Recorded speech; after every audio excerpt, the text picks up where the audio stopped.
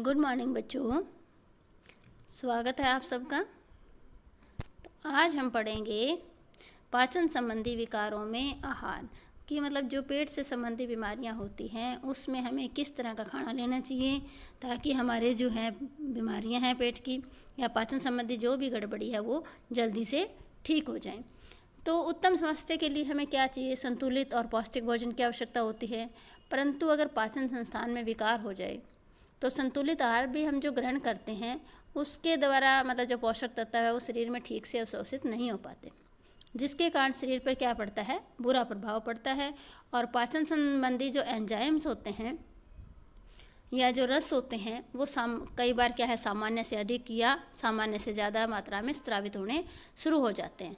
तो फलस्वरूप क्या होता है कि भोजन की जो रासायनिक क्रियाएं होती हैं वो सही से संपन्न नहीं हो पाती और पाचन संबंधी जो है विकार हो जाते हैं। अब हम देखते हैं कि पाचन संबंधी मुख्य विकार जो है कौन कौन से हैं। सबसे पहला है दस्त या अतिसार, दूसरा है पेचिश, तीसरा है कब्ज या कोष्ठबद्धता। अब हम एक एक करके इनका अध्ययन करेंगे। पहले देखते हैं कि दस्त या अतिसार जो है क्या होता है। दस्त लगना एक ऐसी अवस्था होती है जिसमें रोगी को क्या होता है, पतले ऐसे मतलब गठित दस्त आते हैं रहते हैं। कई अवस्था में तो ये जो है कई बार क्या होता है, पानी की तरह बिल्कुल पतले दस्त भी हो सकते हैं। कई बार साथ में उल्टियाँ भी हो सकती है। दस्त लगने से रोगी के शरीर से जो है बहुत मात्रा में जल और खनिज लवण निकल जाते हैं। विशेषता सोडियम है, पोटेशियम है, इस तरह की जो खनिज लवण होते हैं वो हमारे शरीर से दस्त के साथ निकल जाते हैं, जिससे हमारे शरीर का संतुलन बिगड़ जाता है और रोगी कमज़ोर हो जाता है और कुपोषण का शिकार हो जाता है। रोगी की जो कार्य करने की शक्ति होती है वो क्षीण हो जाती है और उनकी जो है बीमारियों से बचने की जो ताकत होती है, रोग निरोधक क्षमता है, वो भी कम हो जाती है। बच्चों में जो है, छोटे बच्चे होते हैं उसमें बहुत ज़्यादा प्रभाव पड़ता है इसका और उनके शारीरिक और मानसिक वृद्धि पर भी बुरा प्रभाव पड़ता है। अगर हम बच्चों में मतलब समय रहते ध्यान ना दें तो कई बार क्या होता है कि बच्चों की मृत्यु भी हो सकती है। तो दस्त या अतिसार कितने प्रकार के होते हैं? एक होता है अत्यधिक अतिसार, दूसरा होता है दीर्घकालीन अतिसार। तो अब हम देखते हैं अत्यधिक जो अतिसार है उसका कारण होता है कि अस्वच्छ वातावरण हो सकता है कि गंदगी में बच्चा खेल रहा है या मतलब गंदे हाथों से उसने खाना खा लिया या कुछ और, या बासी या गले सड़े खाद्य पदार्थ कई बार हम खा लेते हैं। तो बासी चीज़ें खा लेने से भी जो है पेट की समस्याएं हो सकती है। तो इनसे हमें बचना चाहिए और स्वच्छ वातावरण में साफ सफाई से रहना चाहिए। अब देखते हैं कि अत्यधिक अतिसार के जो है लक्षण क्या है। इसमें क्या होता है कि रोगी को जो है थोड़ी थोड़ी देर बाद सोच आता है और वो पतला होता है, पीले हरे रंग का जो है बार बार उसको दस्त से लगते हैं। कई बार रोगी को क्या है, वमन या उल्टी हो सकती है। रोगी के पेट में दर्द या ऐंठन हो सकती है या उसको ज़्यादा मतलब अगर बार बार दस्त होएंगे तो उसको कमजोरी भी हो सकती है। रोगी को इस टाइम अगर ज़्यादा दस्त लग जाते हैं तो प्यास ज़्यादा लगती है और उसकी जो जीभ है वो सूखने लगती है। और दस्त या वमन जो है उल्टी ज़्यादा होने से शरीर में क्या हो सकता है, निर्जलीकरण की स्थिति भी हो सकती है। अब देखते हैं कि दीर्घकालीन अतिसार क्या होता है। दीर्घकालीन अतिसार मतलब लंबे समय का अतिसार जिसमें कई दिन तक जो है वो बीमार रहता है। यह अतिसार जो है कई दिनों तक चलता है जब छोटी आंत का जो अवशोषण है क्षमता से कम हो जाती है। इसमें लंबे समय तक रहने के कारण इस रोग में मल के साथ क्या है, लोहा, पोटेशियम तथा सोडियम जैसी जो खनिज लवण है वो बाहर निकल जाते हैं। और एंटीबायोटिक दवाइयों का जो ज़्यादा हम प्रयोग करते हैं तो उससे जो विटामिन बी कॉम्प्लेक्स हमारा शरीर निर्माण करता है वो नहीं कर पाता और रोगी के पेट में जो है दर्द होता है या उल्टी आती है। कई बार जो हाथ पाँव जो है ठंडे हो जाते हैं। लंबे समय के अतिसार में रोगी को जो अधिक समय तक दस्त आते रहते हैं। इसमें ज़रूरी नहीं कि उसका मतलब जो है जल इलेक्ट्रोलाइट संतुलन का ध्यान रखा जाए, मतलब कि पानी की जो कमी होती है उसका ध्यान रखा जाए। इसके साथ साथ हमें पौष्टिक भोजन का भी ध्यान रखना है। अतिसार में उसकी जो है पाचन क्षमता पर प्रभाव नहीं पड़ता, ये कमज़ोर नहीं होती, बल्कि उसके शरीर के जो कई पाचक रस हैं वो शरीर से बाहर निकल जाते हैं, जिससे उसको क्या है, भूख नहीं लगती। रोगी के शरीर से जो तत्व बाहर निकलते हैं हमें उसे वो भोजन के द्वारा अवश्य देना चाहिए ताकि शारीरिक कार्य वो ठीक से कर सके और वो जल्दी स्वस्थ हो सके। रोगी को ठीक से पचने वाले हमें आर्य पदार्थ देने चाहिए कि जो वो अच्छे से मतलब उसका पाचन सिस्टम जो है उसको ग्रहण कर सके, हजम कर सके। उसे मतलब अतिसार या दस्त जब ज़्यादा होते हैं तो उस अवस्था में हमें रेसे वाले जो पदार्थ वो ज़्यादा नहीं देने चाहिए। उसे जो भी भोज्य पदार्थ दें उनको क्या है कि अच्छी तरह से पका के देना चाहिए, कि वो अच्छी तरह से, जैसे है कि खिचड़ी है, दही है, पतली दाल, पतली गुटी हुई सब्जियां दे सकते हैं, फलों का जूस है, इस तरह की मतलब चीज़ें देनी चाहिए। और वह तब तक देनी चाहिए जब तक रोगी की स्थिति में क्या है सुधार नहीं आता। और ज़्यादा टाइम तक, लंबे टाइम तक अतिसार रहने से रोगी के जो है निर्जलीकरण की समस्या हो सकती है। तो देखते हैं कि निर्जलीकरण के क्या क्या लक्षण हो सकते हैं। एक तो होता है कि रोगी का जो है तापमान, शरीर का जो तापमान है वो कम हो जाता है। रोगी की जो नाड़ी है कमज़ोर और धीमी हो जाती है।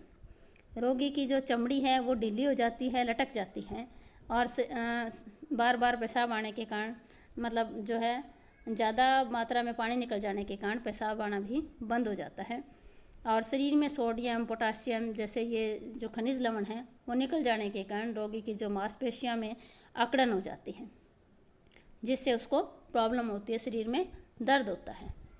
अब हम देखते हैं कि अतिसार होने के क्या क्या कारण हो सकते हैं, क्यों होता है। उल्टी या दस्त जैसी समस्याएं, अतिसार जैसी समस्याएं क्यों होती है। सबसे बड़ा कारण होता है संतुलित आहार की कमी, कि अगर संतुलित आहार जो है नहीं मिल पाता तो भी जो है इस तरह की समस्या हो सकती है। दूसरा, रासायनिक तत्वों का पानी में घुलना। जैसे कई बार क्या करते हैं, फैक्ट्रियों वाले जो पानी के अंदर जो है अपना जो फैक्ट्रियों का जो छोड़ देते हैं गंदा पानी या जो वेस्ट होता है, और उससे क्या होता है कई तरह के जो रासायनिक तत्व पानी में मिलकर आ जाते हैं, और अगर वो हम पानी पीते हैं तो उसके कारण भी हमारे पाचन सिस्टम में प्रॉब्लम हो सकती है।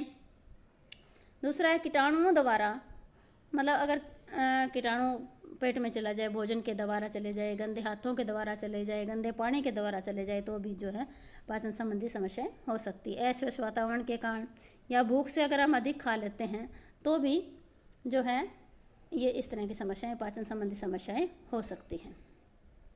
अब हम देखते हैं कि अतिसार से जो ग्रस्त रोगी होता है उसकी पौष्टिक आवश्यकताएं किस प्रकार की होती है। सबसे पहला है कि ऊर्जा की मात्रा उसको कितनी देनी चाहिए। जब अत्यधिक अतिसार होता है उसमें उसे देनी है 1500 कैलोरी की ज़रूरत होती है। और दीर्घकालीन अतिसार, मतलब लंबे समय का जो अतिसार होता है उसके अंदर 2500 कैलोरी जो है रोगी को देनी ज़रूरी होती।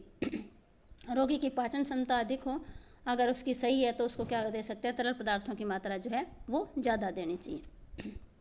नेक्स्ट है कि प्रोटीन कितना देना चाहिए। तो रोगी को तरल आहार देने के कारण प्रोटीन की पर्याप्त मात्रा रोगी को नहीं दी जाती। स्थिति में जैसे ही मतलब सुधार आता है तो हम इस कमी को पूरा कर सकते हैं। और दोनों प्रकार के अतिसार में रोगी को 80 से 85 ग्राम जो है प्रोटीन जो उसके खाने में ज़रूर शामिल करनी चाहिए। जो वसा युक्त आहार है वो नहीं देना चाहिए, क्योंकि जो पाचन सिस्टम है उस टाइम ख़राब है, तो वो वसा युक्त आहार जो हैवी होगा या जो तली हुई चीज़ें होगी उनको वो हजम नहीं कर पाता। पानी में घुलने वाले जो विटामिन हैं वो ज़्यादा देना चाहिए, क्योंकि जब दस्त होता है तो जो पानी में घुलनशील विटामिन होते हैं तो वो जल्दी बाहर निकल जाते हैं। और पानी की अधिक मात्रा भी देनी चाहिए। उसको पानी की जो है कमी हो जाती है शरीर में। अतिसार के रोगी के शरीर में पानी का ज़्यादा निष्कासन होने के कारण पानी की कमी हो जाती है, इसलिए उसको ज़्यादा मात्रा में पानी देना चाहिए। अगर निर्जलीकरण की मतलब ज़्यादा समस्या है, अवस्था आ जाती है, तो उसको रोगी को इंजेक्शन के द्वारा या ग्लूकोज के द्वारा भी हमें देना चाहिए, ताकि उसमें जो है शरीर में पानी की कमी ना हो। हम ORS का घोल भी दे सकते हैं उसको। और साथ में क्या है कि खनिज लवण जो है उनकी भी कमी हो जाती है, इसलिए जो है ORS का घोल जो है उस टाइम काम करता है। उसमें सोडियम, पोटासियम भी देना चाहिए। और इलेक्ट्रोलाइट, जो शरीर में इलेक्ट्रोलाइट का संतुलन है उसको बनाए रखने के लिए हमें इसकी ज़रूरत होती है। नेक्स्ट है कि अगर हम अतिसार के रोगी का आहार का आयोजन करते हैं तो हमें क्या क्या बातें ध्यान में रखनी चाहिए। सबसे पहले है कि उसकी जो है पानी की कमी हो जाती है, तो पानी शरीर में हमें पानी की कमी नहीं होने देनी चाहिए। उसके शरीर में जल इलेक्ट्रोलाइट संतुलन बनाए रखना जरूरी होता है। उसके लिए उसे ठीक मात्रा में हम जल, नमक और ग्लूकोज मिलाकर घोल दे देते हैं, जिसको ORS का घोल भी बोला जाता है। एक पैकेट भी आता है इनका अलग से ORS का बनाया हुआ। अगर वो नहीं मिलता तो आप घर पे ही मतलब पानी, नमक और जो चीनी मिलाकर उसको तैयार कर सकते हैं और उसको रोगी को दे सकते हैं। इसमें मतलब या जो पैकेट आता है उसको पानी गर्म करके उसको ठंडा करके उसके अंदर वो पैकेट मिला के रोगी को दिया जा सकता है, ताकि उसकी पानी की कमी जो है वो पूरी हो जाए।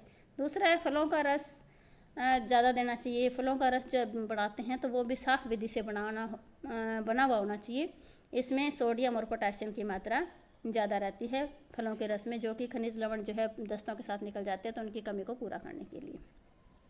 रेशेदार पदार्थ उसको नहीं देने चाहिए, और ना ही हमें वसा युक्त और तले हुए पदार्थ भी नहीं देने चाहिए, क्योंकि वो उस टाइम जो है उसका पाचन सिस्टम कमज़ोर होता है। दूध जो है अगर हम दे रहे हैं रोगी को, या तो देना नहीं चाहिए, अगर दे रहे हैं तो या पानी डाल के दें या फिर सपरेटा दूध दें। दूध के स्थान पर हम दही दे सकते हैं या लस्सी दे सकते हैं उसको। और रोगी को जो भोजन देते हैं वो थोड़ी थोड़ी मात्रा में भोज्य पदार्थ देना चाहिए, एकदम से इकट्ठा नहीं देना चाहिए, क्योंकि इससे वो पचा नहीं पाएगा। थोड़ी थोड़ी देर में थोड़ा थोड़ा भोजन देना चाहिए। नेक्स्ट है कि शुरू में जो है रोगी को पूर्ण या अर्ध तरल आहार देना चाहिए, और जैसे जैसे वो ठीक हो तो उसकी मात्रा जो है हालत सुधारने कोमल आहार या सामान्य आहार उसको दिया जा सकता है। यदि रोगी को मतलब ज़्यादा दस्त या उल्टी है तो हमें क्या करना चाहिए, डॉक्टर के पास लेकर जाना चाहिए, डॉक्टर का परामर्श लेना चाहिए और रोगी को पूरा आराम देना चाहिए। और क्या कर सकते हैं कि रोगी को जो है उस टाइम ग्लूकोज का पानी दे सकते हैं, सब्जियों का पानी है या फटे दूध का पानी जो है या जौ का पानी है, ये थोड़े थोड़े समय के बाद थोड़ा थोड़ा उसको करके देना चाहिए। और जैसे जैसे स्थिति में सुधार आने लगे तो हम उसको घुटी हुई दाल है, घुटी हुई सब्जियों का पानी है या पतली खिचड़ी है, इस तरह की चीज़ें दे सकते हैं।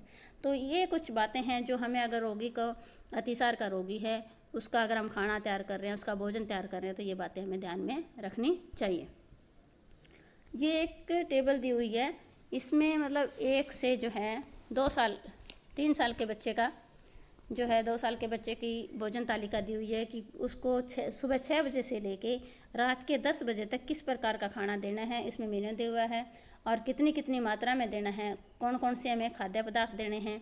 और बच्चों को मतलब ये सामान्य जो घरेलू मात्रा में कि 2 चम्मच है, 3 चम्मच, आधा गिलास, इस तरह से दिया हुआ है। इधर आपके जो है ग्राम में मात्रा दी हुई है, तो इस टेबल को आपको देख के अंदाज़ा लग जाएगा किस तरह से खाना देना है बच्चों को। नेक्स्ट टेबल जो है वो है दीर्घकालीन अगर अतिसार से ग्रस्त है एक 3 साल का बच्चा, तो उसकी आहार तालिका किस तरह से होनी चाहिए। इसमें भी सुबह 6 बजे से लेकर रात के 10 बजे तक की जो है मेन्यू दिया हुआ है कि उसको क्या क्या चीज़ें देनी है, कितनी मात्रा में देनी है, सारा इस तालिका में मतलब आपको पढ़ के पता चल जाएगा।